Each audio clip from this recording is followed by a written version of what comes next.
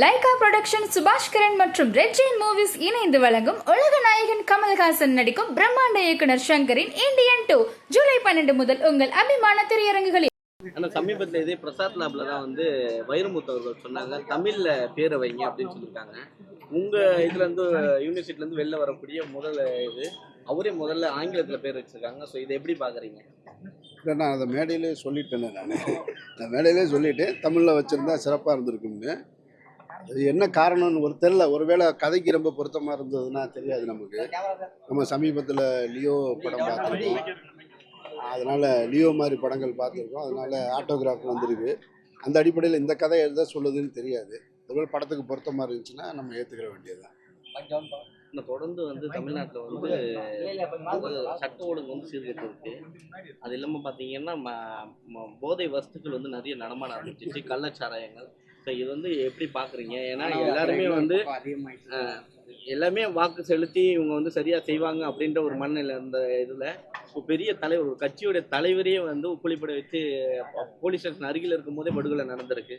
So இதை எப்படி பார்க்குறீங்க? அதுவும் போதை வஸ்துக்கள் இளைஞர்கள் அதிகமாக உலாவிட்டு இருக்கு. ரொம்ப சிக்கலான ஒரு கேள்வி தான் இது. போதை உலகம் முழுவதும் வியாபிச்சிருக்கு. தமிழ்நாட்டில் மட்டும்தான் இருக்குன்னு சொல்லுவது அது ஒரு வகையான அரசியல். உலகம் முழுவதுமே போதை வியாபிச்சிருக்கு. இந்திய அளவில் வட மாநிலங்களில் குஜராத் போன்ற துறைமுகங்கள்லாம் பெரிய அளவில் இறக்குமதி ஆகிக்கிட்டே இருக்குது. டன் கணக்கில் இறக்குமதி ஆகிட்டு இருக்கு. கோடிக்கணக்கில் பல ஆயிரம் கோடிகளில் இறக்குமதி ஆகுது. அது யார் அனுப்புகிறா, எங்கே போகுதுன்னு இன்னும் கண்டுபிடிக்கப்படவே இல்லை. அந்த வகையெல்லாம் பார்க்கும் பொழுது தமிழகத்தில் சட்டம் ஒழுங்கு ஓரளவுக்கு கட்டுப்படுத்தப்பட்டிருக்கதா நம்ம பார்க்குறோம். நடந்து கொண்டு இருக்கக்கூடிய அசம்பாவிதங்கள் தவிர்த்திருக்க வேண்டியது தான். அதில் மாற்று கருத்தே கிடையாது. கள்ளச்சாராய மரணமாக இருக்கட்டும், பட்டியலினத்தை சேர்ந்த ஒரு தலைவரை கொன்றதாக இருக்கட்டும், அதெல்லாம் தவிர்க்கப்பட்டிருக்கணும். ஆனாலும் அதனால் ஒட்டுமொத்தமாக சட்டம் ஒழுங்கு சீர்கட்டுச்சுன்னு நம்ம சொல்ல முடியாது. அதற்கு உரிய நடவடிக்கைகளை எடுத்துக்கிட்டு இருக்காங்க. எடுக்காமல் இருந்தால் வேணால் நம்ம அது குறித்து விமர்சனம் பண்ணலாம். இப்போ நானும் அது குறித்து தேவையில்லாத ஒரு விமர்சனத்தை ஏற்படுத்துவது என்பது அது ஒரு அரசியலாகத்தான் இருக்கும்னு நான் நினைக்கிறேன். நாளைக்கு உலக நாயகனுடைய படம் ரிலீஸ் ஆக போகுது, இந்தியன் 2, 3ன்னு. வாழ்த்துக்கள். ஆனால் தலித் மக்கள் மேலே தான் அதிகாரப்பூர்வமான எல்லாருமே அவங்க அப்யூஸ் பண்ணுறாங்க, கொலை பண்ணுறாங்க, ஈஸியாக நடக்குது. ஆனால் பெரிய பெரிய தலைவர்கள், பெரிய ஜாதி கட்சி தலைவர்களுக்கு மேலே யாருமே அவர் சொல்கிற விஷயத்தை என்ன சொல்கிறாங்கன்னா, அவங்க நல்ல பாதுகாப்பு கொடுக்குறாங்க, தலித் மக்களுக்கு மட்டும் பாதுகாப்பு இல்லை இல்லாமல் இருக்குதுன்னு சொல்லிட்டு நிறைய பேர் சொல்கிறாங்க. ரஞ்சித் கூட சொல்லியிருக்காரு. அதை பற்றி உங்களுக்கு கருத்து? இல்லை, அப்படி நம்ம தனிப்பட்ட முறையில் தலித் மக்களுடைய தலைவர்கள் பாதுகாக்கப்படலை, மற்ற தலைவர்கள் பாதுகாக்கப்படுறாங்கன்னு சொல்கிறத ஏற்க முடியாது. இதுக்குள்ளே அரசியல் இருக்குது. உண்மையான குற்றவாளிகளை கண்டுபிடிக்கணும் அப்படின்றது எல்லோருடைய கருத்துமாக இருக்கிறது. நிறைய பின் தகவல்கள் சொல்கிறாங்க. 2 நாள் தான் ஆயிருக்கு. சிசிடிவி ஃபுட்டேஜ் இருக்குது. சிசிடிவி ஃபுட்டேஜில் இருக்கக்கூடிய நபர்கள் தான் சரண்டரான நபர்களா? இதெல்லாம் ரொம்ப எளிதில் கண்டுபிடிச்சிடலாம். யாரும் மறைச்சிட முடியாது. ஒருவேளை அவங்களே நாங்கள் தான் செஞ்சோன்னு சொன்னால் கூட இன்றைக்கு இருக்கிற டெக்னாலஜியில் அந்த ஃபுட்டேஜை வச்சுக்கிட்டு அவங்க தான் இல்லைன்னு நம்மளால் நிரூபிக்கவும் முடியும். ஸோ அப்படின்னால யாரும் அதை மறுத்துட முடியாது. அதனால் இங்கே தலித் தலைவர்களுக்கு பாதுகாப்பு இல்லைன்னு சொல்லுவது அது ஒரு அரசியல் தானே தவிர எல்லோருக்குமே பாதுகாப்பு வேணும். அதிலும் குறிப்பாக அவர் ஆம்ஸ்ட்ராங் அவர்கள் தான் சார்ந்திருக்க சமூகத்தில் போற்றப்படுகிற ஒரு நபராக இருந்திருக்கிறார். ஒரு முக்கியமானவராக இருந்திருக்காரு. தன்னுடைய சமூகத்தை சேர்ந்தவர்களை கல்வியை நோக்கி வழக்கறிஞர்களாக ஆக்கி இதுபோல் பல திட்டங்களை செயல்படுத்தின ஒரு தலைவராக இருந்திருக்கிறார். அவர் பாதுகாக்கப்பட்டிருக்கணுன்றதில் மாற்று கருத்து கிடையாது. நடந்தது ஒரு துயர சம்பவம் தான். ஆனால் அதுக்காக நம்ம இதை தலித்தை தனியாக பிரித்து பார்க்கிற அரசியலை நான் செய்ய விரும்பலை.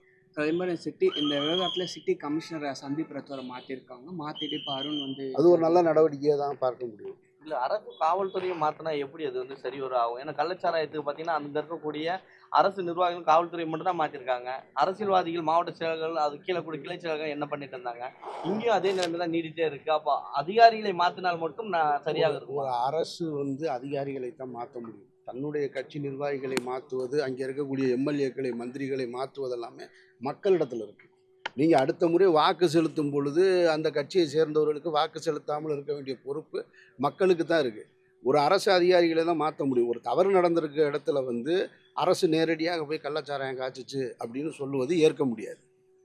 அரசு காய்ச்ச சொல்லுச்சு, போலீஸ்கிட்ட நீங்கள் லஞ்சம் வாங்கிட்டு கள்ளச்சாராயம் காய்ச்சுங்கன்னு ஒரு அரசு சொல்லுவாங்களா? ஒரு அதிகாரத்தில் இருக்கக்கூடியவங்க சொல்லுவாங்களா? அதில் என்ன வருமானம் வந்துடும்? அப்போ அதெல்லாம் சிறிய அளவில் ஒரு வருமானத்திற்கு ஆசைப்பட்டு அந்தந்த பகுதியில் இருக்கக்கூடிய அதிகாரிகள், காவல்துறை அதிகாரிகள் செய்கிற தவறு. அந்த தவறு செஞ்சாங்கன்னா உடனே அவர்களை வந்து விசாரணையை உட்படுத்தி அவர்களை பணி நீக்கம் செய்கிறது, பணி இடைமாற்றம் செய்வது என்பது சரியான நடவடிக்கை தான். சென்னையில் வந்து இன்றைக்கி இவ்வளோ பெரிய சம்பவம் நடந்திருக்கு. அப்போ உளவுத்துறை தகவல்கள் என்ன சரியானது இருந்ததா இல்லையா, அது பின்பற்றப்பட்டதா இல்லையா, அப்போ கமிஷனர் சரியாக நடவடிக்கை எடுக்கலை, வேற ஒரு கமிஷனரை மாற்றலாம். இது சரியான நடவடிக்கை தான். இதையெல்லாம் நம்ம வந்து குறை சொல்லிக்கிட்டே இருக்க முடியாது. போலீஸை மாற்றினா என்ன நடக்கும் அப்படின்னு கேட்டால், மாற்றலைன்னா என்ன நடந்திருக்கும்? மாற்றலைனாலும் இதே கேள்வி தான் வந்திருக்கும். பாருங்கள், அவர் மேலே எந்த ஆக்ஷனும் கூட இல்லை, இதே கமிஷனர் தான் இருக்காருங்க. மாற்றியதற்கு பின்னால் என்ன நடக்குது இனிமே தான் நம்ம பார்க்க முடியும்.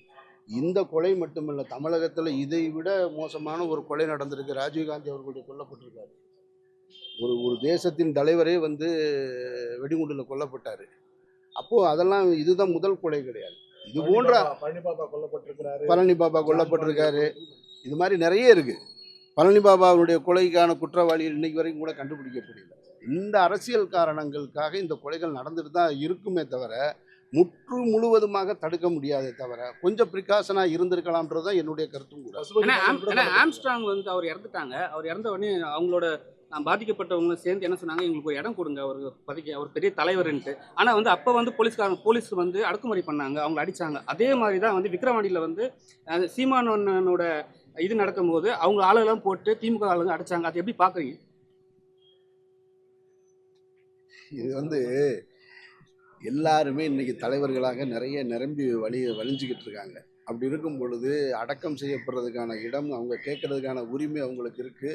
கொடுக்கணுமா வேணாமா, அதற்கு பின்னால் இருக்கக்கூடிய பிரச்சனைகள் என்ன, நாளைக்கு சட்டம் ஒழுங்குக்கு என்ன பிரச்சனை வரணும்னு முடிவு பண்ணுறது அரசாங்கம் தான்.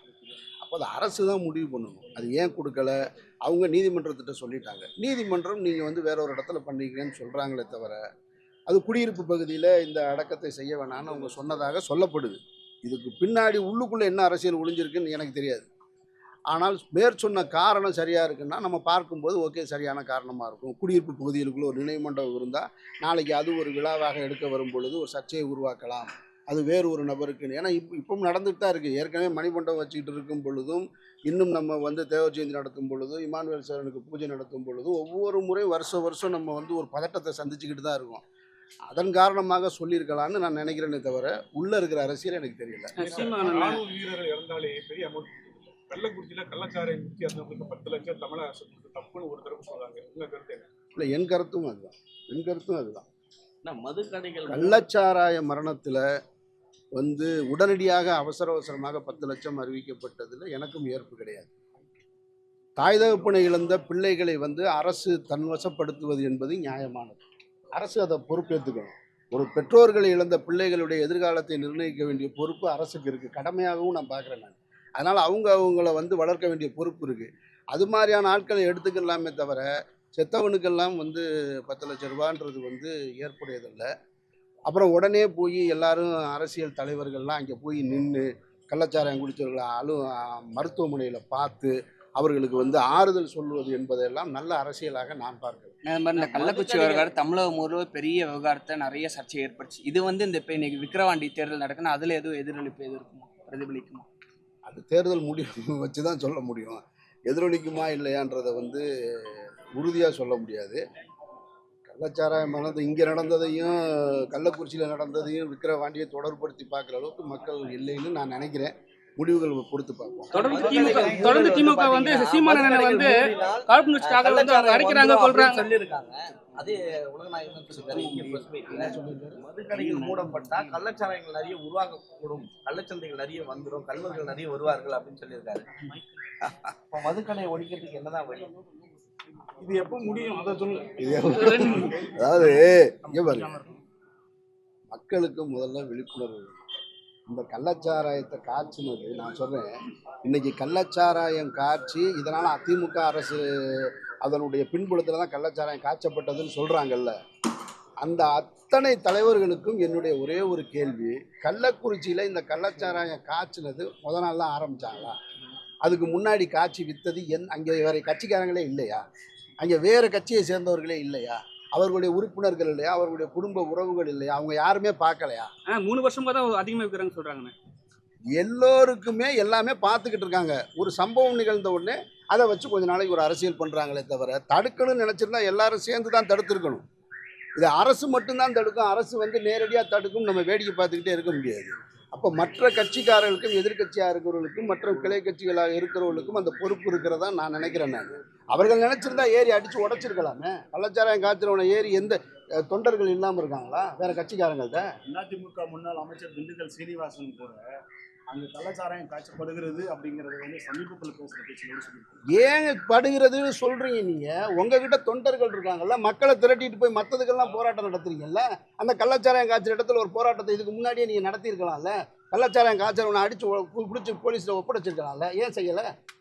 அப்படின்னா என்ன இருக்குது? எல்லாருக்கும் இங்கே எல்லா தவறும் நடக்கிறத பார்த்துக்கிட்டே இருப்பாங்க. ஒன்று நடந்த உடனே ஆளுங்கட்சியை குறை சொல்லணும்.